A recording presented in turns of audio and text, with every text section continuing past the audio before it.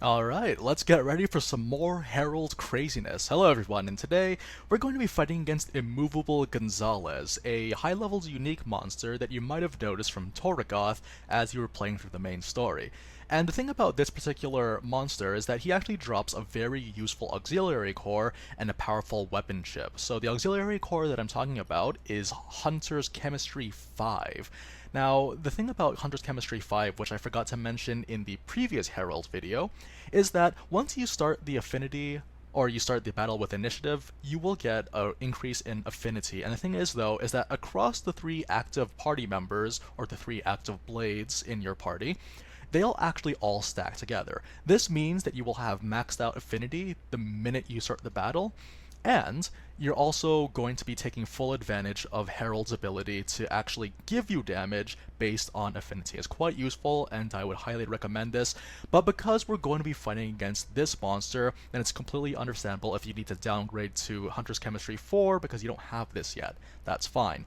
As well, Affinity Max Attack 3, I would like to upgrade to Affinity Max Attack 5 once I actually locate it. I'll look forward to getting that in the future, but more damage at max affinity is always welcome, so we'll actually bring it up to 240%. And of course, auto attack stealth. We do have a healer on my driver this time around, so my aggro should be reduced by a bit, but it's nice to have the extra bonuses to make sure that I'm constantly safe. It's a lot easier with Herald since you get passive healing whenever you auto attack, but just it's nice to have around.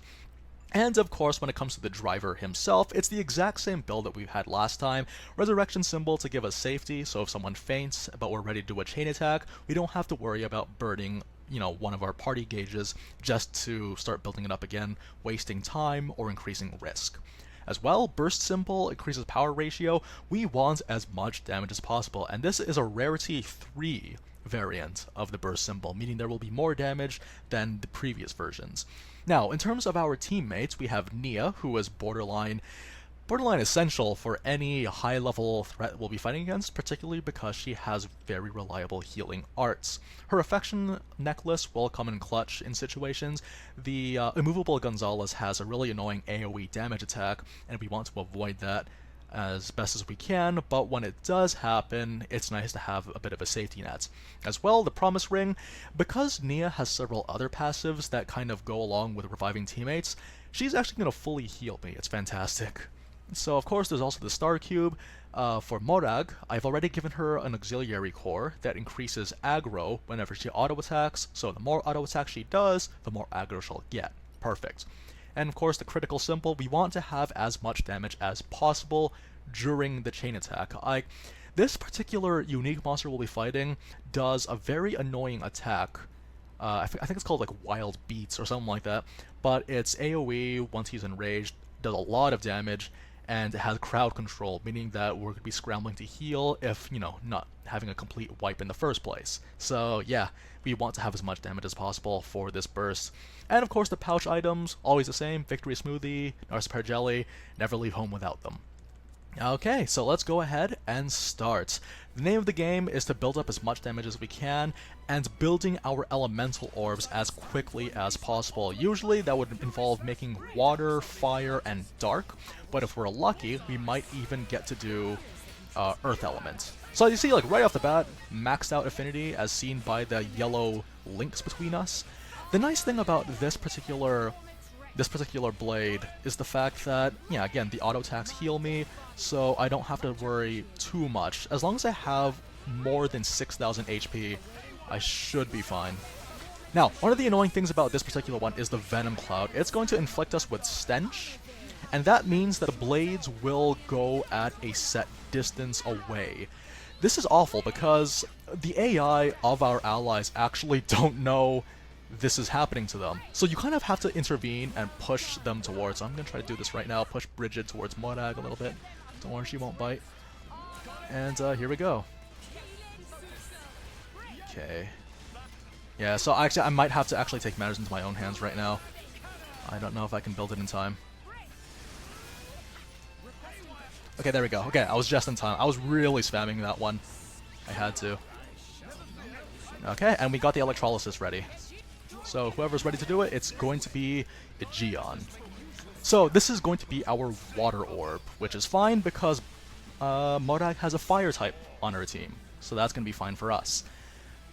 Okay, I think the next one we're going to try to build is probably Fire. Yeah, it might end up being Fire. Or Water. No. Okay, yeah, we're gonna go for Dark. So, okay, so for Dark, in order to get this one, you have to do 2 Waters and a Dark. So, a thing is, we all have maxed out affinities, or at least I do. And then, you know, you can go into Percival for the Dark Tide. That's fine by me. I want to quickly build up a combo 4 as fast as I can, because if I see another Venom Cloud, I want to immediately go invincible, like this. I don't want anything to do with the Venom Cloud, because we're all going to be scrambling. I'm actually quite far away from my healer, so I'm going to quickly fix that. Ah, he switched back to Percival. Okay, unfortunately I don't have any blades that will be able to capitalize on this. That's fine. Okay, we're going to try going for a fire one then. Yeah, it's too bad. I was a little bit out of position for that one, but that should be okay. Okay, Steam Bomb. Maybe my problem was that I waited a little bit long. Okay, so I see that Steam Explosion will be coming in very soon. And also the aggro is on me right now. I'm actually not that worried about having aggro on myself. Okay, it's the Steam Cloud it's the what's it called? The Cloud Explosion that I'm worried most about. There we go. That's our Fire Orb. Now we have ourselves a Fire Orb. There is one more that we can potentially build. Let's see. Yeah, like, I would like to build Dark if I can, but if not, that's fine. Okay, Aqua. It might have been better to have Modag do it. Yeah, do you know what? We're gonna have Modag sit on that, and then wait for Nia to do this. Yeah, we're gonna wait for Nia to build the Venom Water. Once she builds that Venom Water... Okay, I have to intervene a little bit here. Come on. Yes! It's so silly, like, kind of just the image. But they're maxed out affinity right now, so should be soon. Please tell me it's soon. Counting on you, Nia. Oh, okay. Try that again. Yeah, he's at half health right now. I'm a little bit worried about that. If I see that he's going to do the Wild Blast, then I'm just gonna go ahead and cancel, because okay, Venom Cloud, that's fine. Ooh, Pandemic. I don't think I'd be able to work with that one though. Oh boy. Okay, it looks like we're gonna revive both of them at the same time. We should be able to make do with this one though. Okay, so Herald is extremely powerful, so I'm none too worried about it. And also we have the maxed out affinity on our side. So that'll be nice. And we're going to go ahead and use Dromark. Should be able to break this. Nope. That's fine. Okay. Another water type. And we get ourselves that burst. Very important. Here we go. Let's see how much damage we can do with this. Yikes. Yeah, it's not instant delete like with the dinos, but still, like, this person is weak to electricity, so we're gonna take full advantage of that with Vess. And, Bridget. I think Bridget has slightly more damage. Okay, here we go.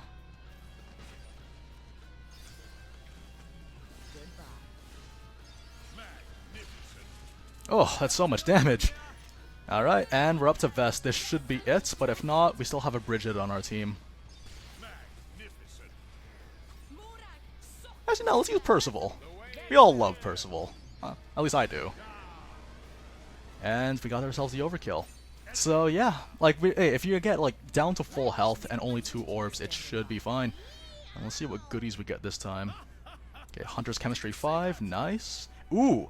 And this is the Winonaite Chip. This is very, very good. Again, like, currently these are the strongest weapons I have. There probably are stronger ones out there. Actually, no, not probably. Most definitely are stronger weapons out there.